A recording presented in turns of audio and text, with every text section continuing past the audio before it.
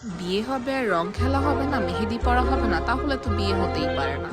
আজকে আমরা দেখবো আমরা কি কি করেছিলাম ওই দিন রং খেলায়, আর সন্ধ্যার সময় মেহেদি উৎসবটা আমাদের কেমন কেটেছে। সাথে আছে মেয়ের বাসায় ডালা নিয়ে যাওয়ার সবকিছু। হ্যালো, আসসালামু আলাইকুম। এখানে হচ্ছে ফারার হাতে অলরেডি মেহেদি দিচ্ছে একজন মেহেদি আর্টিস্ট আসছিল, আর এখানে মায়েশা নাস্তা করতেছে, আর এদিকে হচ্ছে আমি বসে বসে গান শুনতেছি। না না, আমি একা না, পুরা রুম ভর্তি সবাই। আমার না এরকম হই হুল্লা সবাই একসাথে অনেক বেশি ভালো লাগে। আর আস্তে আস্তে সবাই রেডি হয়ে ফেলেছে। আমরা এখন যাব ফাইমদের বাসার। এখানে আজকে ছাদে ছোট্ট করে ফ্যামিলি সবাই মিলে আয়োজন করেছে রং খেলার উৎসব।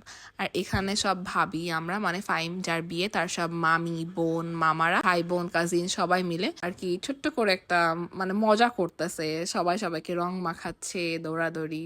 এদিকে আমি ফারাকে রং মাখাচ্ছিলাম, আর ওদিকে মিম আমাকে একটা ভিডিও করে দিচ্ছে, আর আমি মিমকে ভিডিও করেছি।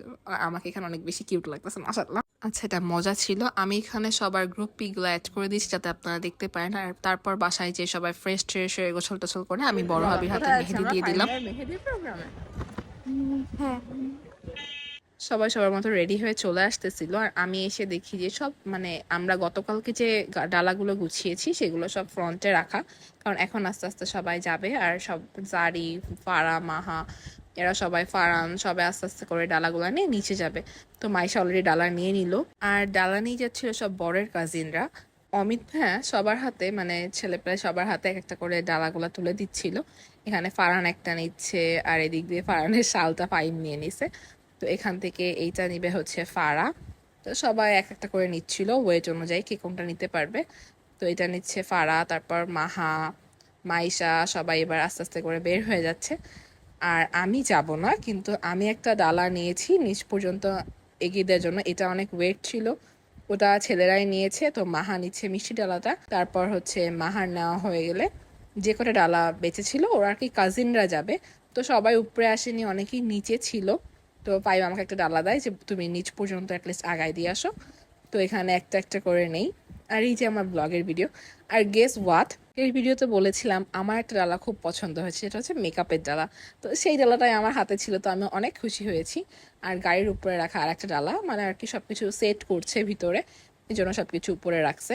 তো এখানে আর কি সবাই যাবে, মানে ফাইমে যেসব কাজিনরা ওরা ভাই বোনরাই যাবে।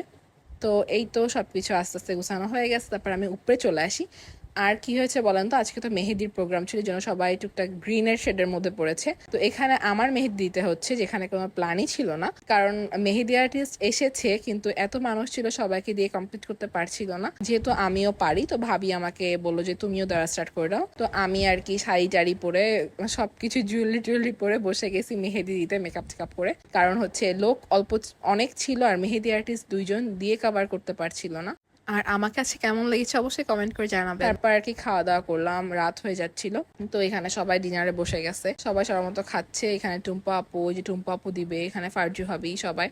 তো এখানে সবাই গ্রুপ ছবি তুলবে। আমি প্রভাপুর হাতে মেহেদি দিচ্ছিলাম। এই যে ভাইয়া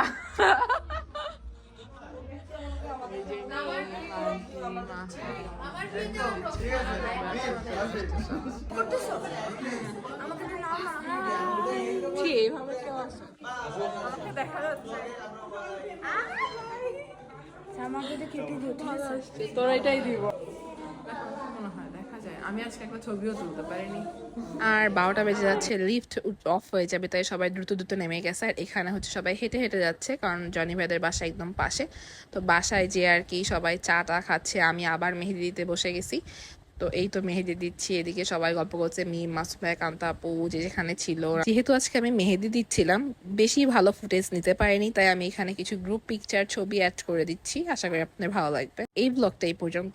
পরের ব্লগটা আরো বেশি মজার, কারণ পরের দিন ছিল হলুদ। আল্লাহ হাফেজ।